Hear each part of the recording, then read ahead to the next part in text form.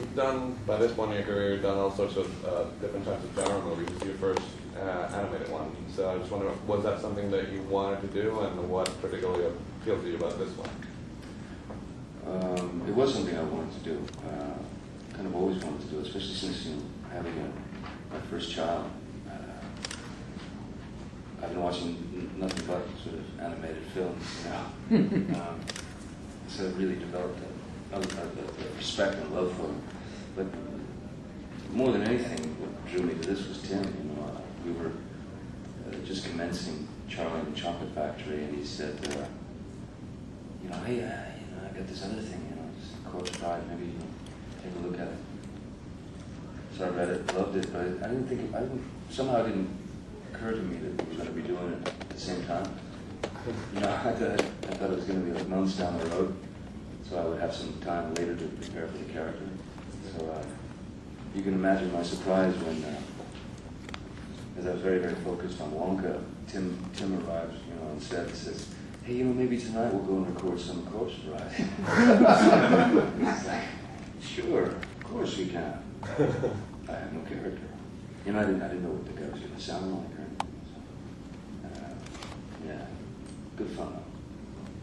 How do you approach playing a character like this? How do you decide on the particular British interpretation of him?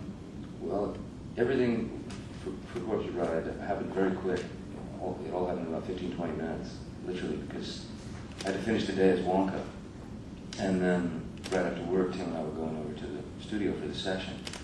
So the process lasted about the length of the walk from the sound stage to the recording studio, which was pretty quick, where I just grilled him. I said, okay, where's he from? What do you want him to sound like? And then he was just sort of born in that little bit of time, and I didn't hear him for the first time until they gave me the nod, they were recording. So the preparation for this I was remiss, basically. I should be flogged. Johnny, do your kids think it's cooler that you're a cartoon or a pirate? I don't know. I'll ask them. The funny thing is with my kids, my daughter's 6, my boy's 3, and my daughter, she's quite sort of calm and ladylike and princessy, so she can sit there and watch a movie and not get real antsy. And normally my boy will watch for about 3.5 seconds and then sprint as fast as he can across the room to go and break something. And with this film, we watched Corpse Bride together. My boy sat on my lap and watched the entire film. Just didn't move, just riveted. Loved it. Which said a lot. I mean, it's pretty full, this movie. Wasn't too scary for him? No, he loved it. I mean, there are certainly moments where you get that kind of jolt, but so did I. Johnny, people think it's uncanny how you're able to take a character and give it your own spin. I mean, obviously the pirate and Willy Wonka and all this.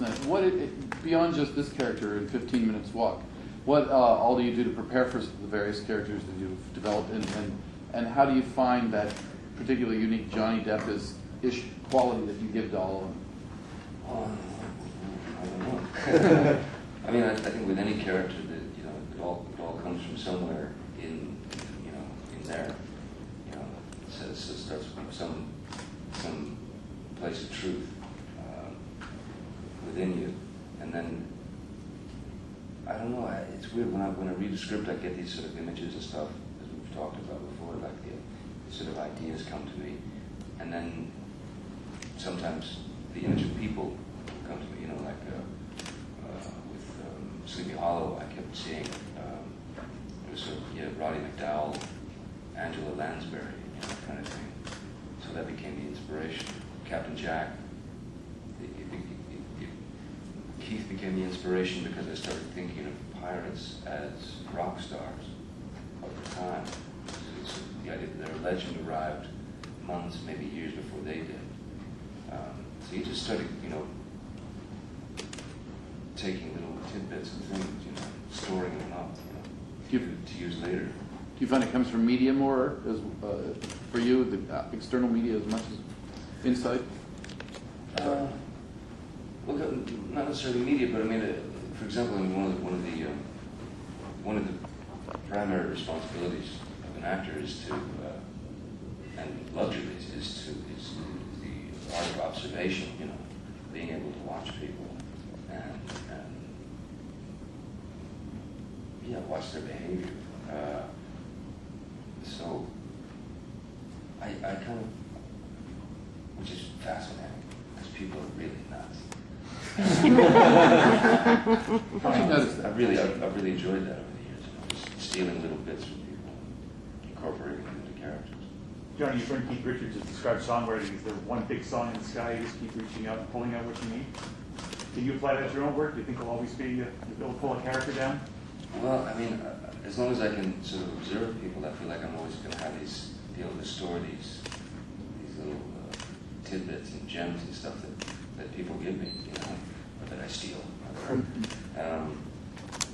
But there was a moment years back when I was sitting having a conversation with good old Marlon Brando, and listen, and he said, how many movies do you do a year? And I said, sometimes 2, sometimes 3.